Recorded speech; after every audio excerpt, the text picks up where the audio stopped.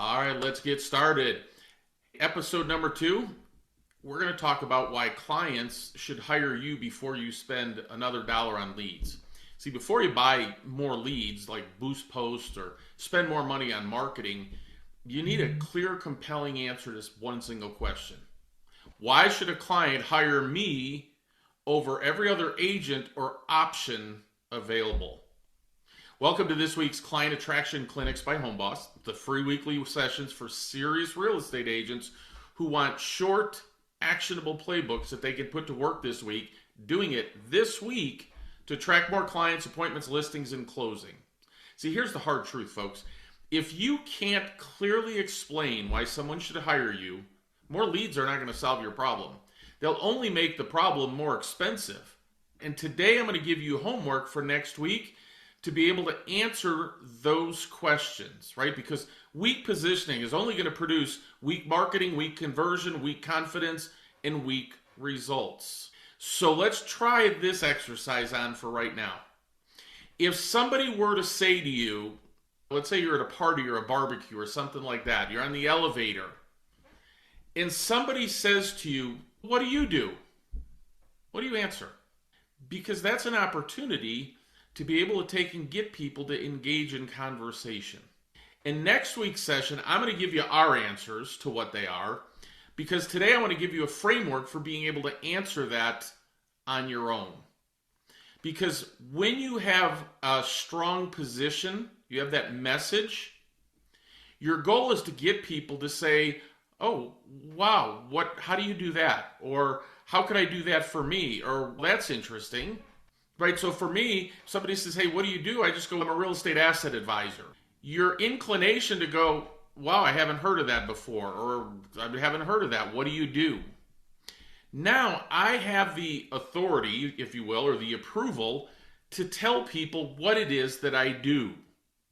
If I just go, "I'm a real estate agent," well, what are people thinking? We don't have the best reputation. And the reality is, let's say you're at a barbecue at a party. People are going to scamper away from you, go, "Oh, crap, they're going to start talking to me about buying or selling a home." You can't say that. See, that's weak positioning. So I'm going to give you your homework. For next week, I want you to be able to answer that question for sellers, buyers, and investors. So you're going to need to give that a lot of deep thought and come up with compelling answers. Because in next week's clinics, I'm going to share my USP for each of those to give you an idea what that can sound like. But in the meantime, I need you to solve the problem. And the problem is most agents sound exactly the same, right? Most agents describe themselves something like this: "I'm honest, I'm hardworking, I'm experienced, I'm a local expert, I care, all my clients love me, I've been doing this 15 years. Well, folks, here's the bad news. That's what everybody says. So how are you unique? How are you different? And what did you just say that was compelling for people to go, "Oh, wow, that's interesting. How could I do that?" Or something along that line. You see, when you just answer that stuff, "I'm honest, I've been doing this 20 years or whatever. Cool, I've been doing it 33. So does that mean I win? I'm a better agent?" Not necessarily, right? Because those aren't real USPs. And a USP is unique selling proposition or unique selling positioning. I didn't come up with that. I got that from a gentleman named Dan Kennedy back in 1994. Because unless your USP is specific, meaningful, and provable, it doesn't mean anything. "I'm honest." How do you prove that? "You're hardworking." Define hard work for me. So none of that impacts the client. The other thing that I'll tell you to do, when you think of this concept, you always have to think about what's in it for the consumer. They're not asking you what you do or any of those things because they want to hear your resume or they want to know how impressive you are. They want to know, what are you going to do for them? And how is working with you going to benefit them? Because, guys, if you don't figure this out and you still continue or you ramp up your marketing, marketing is only going to amplify positioning. Because if your message is weak, more traffic is just going to create more waste. It's more work for you to get no results. It's more work and more money. Why would we do that? Why don't we solve this problem first? Because more leads is not going to fix weak positioning. It's only going to expose it. Now, the reason this is in the second clinic that we do is everybody always wants to hear, tell me what to say, tell me your answers. And we'll get to that. But what I can do and what you can do is different. And you've got to figure that out on your own.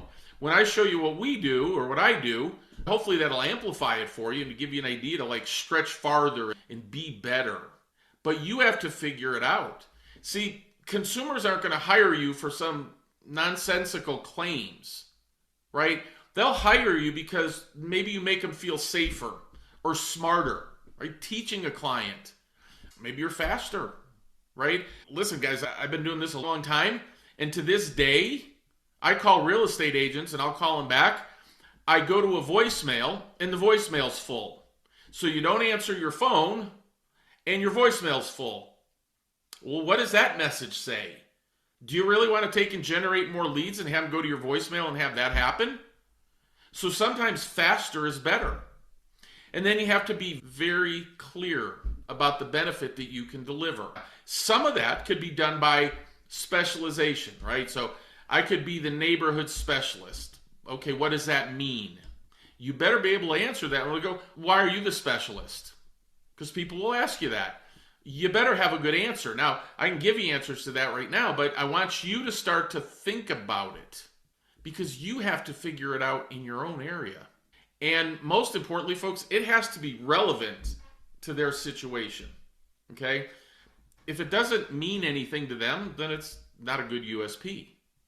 Now, a USP answers one question, a real USP.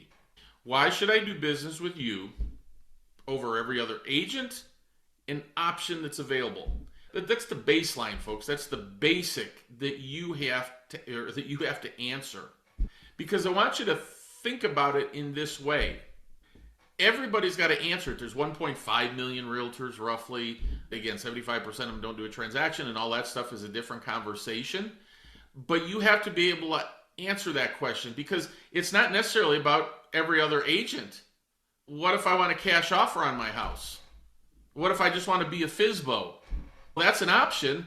What do you have that's better than that? And you're going to need to think about that for buyers, sellers, and investors. Okay? So you need to have an answer. You also need to have an answer when somebody says to you, so what do you do? It's a real common icebreaker at parties and elevators and things like that. What you want them to do is say, oh, wow, that's interesting. How does that work? Or, wow, could anybody do that? Just anything that's different than saying, I'm a real estate agent. People don't really care that much for us, okay? So you have to have the baseline to be able to answer that and have it be compelling. So you're going to need to sit down over the course of this week and write that out and figure out what is it that you do and why is it that it's relevant to you. So for example, if you told me you were the neighborhood specialist and I said, well, there are 10 houses here, tell me the difference between mine and those. I would think if you were a specialist, you would know that inventory. Maybe you're scheduling one day a week to go out and see the new listings or to get caught up on the inventory, things of that nature. That would indicate that you're actually a specialist. And then you have a deep dive on all the information and all the knowledge about what's going on in that area. Hey, where are people coming from in this neighborhood? Where are they leaving and going to? Why is that important? Because we can market to both of those places. You know, what if you live, I don't know, I'll just pick on Tucson, Arizona, and you have McDonnell Douglas and Boeing and all the defense manufacturers down there. Wouldn't it be great to know where those people are coming from? So many of them come from Virginia. I can, full disclosure, I just happen to know that. But they're coming from Virginia. So if I said, hey, about 10% of the new neighbors in our area are coming from Virginia, and they work for one of the 3 big defense contractors, does that sound more like you're a neighborhood specialist than just going, yeah, I'm a neighborhood specialist? So we have to think that through, and then we've got to be able to take and have a process to be able to explain that to people. Because the number one thing I hear when I talk to agents, I go, what's the number one problem in your business? The answer is lead generation. So I'm going to ask you this. If you had 1,000 leads today, but you couldn't convert them into appointments or clients, what's really broken? Your lead generation or your lead conversion? That's where you have to start. What I can tell you, folks, for most, 99% of the time, it's the lead conversion. When you focus on that question, it forces you to focus on the right diagnosis so that you can answer that and understand those issues, right?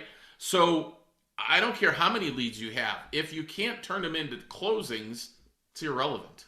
And that starts with your unique selling proposition, which allows you to start to do your scripting and your marketing. So this week's about recognizing the problem, right? You shouldn't be chasing more leads until you have a message that makes you the easy choice.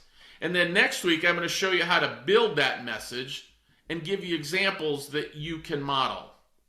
But I want to give you the framework to create your USP, right? For your homework this week, complete this sentence, and you might want to write this down. I'll go slower. Clients hire me because I help, right? That could be a specific type of client, like I help investors, I help sellers, I help buyers, I help first-time home buyers, whatever that would be. Achieve a specific result that's better than the typical agent because, and then you're going to give them the specific difference. And next week, I'll share with you what ours are, or what I teach, but it follows that format. Again, clients hire me because I help a specific type of client achieve a specific result better than the typical, or you could say better than the other agents, because of a specific difference. When you can fill that in, and let me know, you can put it in the chat box. Let me know if you got that, or do I need to repeat it a couple times for you? Here's what I'm going to do. I'm going to even put it in the chat box for you. How's that? Because this is the critical stuff, folks. That's the framework in which you can utilize to frame your unique selling proposition. All right. So I don't think you can copy out of the chat. So maybe grab your phone and take a picture of it. That might be the best way to do that. But now you need to be able to do that for those three things, really those four things. What do you say when somebody goes, what do you do? What's the compelling reason that a buyer should work with me? What's the compelling reason a seller should work with me? And what's the compelling reason that an investor should work with me? Now, if you say, hey, I'm never going to work with an investor, okay, cool, then you don't have to worry about that one right now. But I would just tell you about 30% of all transactions nationwide right now, as I record this, are actually investors. So I don't know that I would just like with a blanket go, hey, I'm not going to do that anymore. So your assignment for next week, the homework, is to have your unique selling proposition for what do you do? Buyers, sellers, and investors.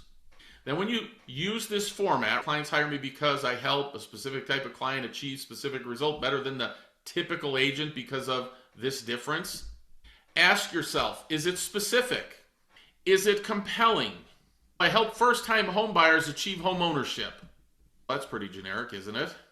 Would a client care if I use that one and I do it better than any other agent because I'm available 24/7? Is that really compelling? It's specific. But is it compelling? Would a client care? Does it create curiosity? If I said that, is anybody going to say, oh, really? How are we going to do that? Or what would that look like for me? Or how could we accomplish that for me? And the answer is, if I did what I just laid out for you, it wouldn't. And then, does that separate you from the other agent, from the average agent out there?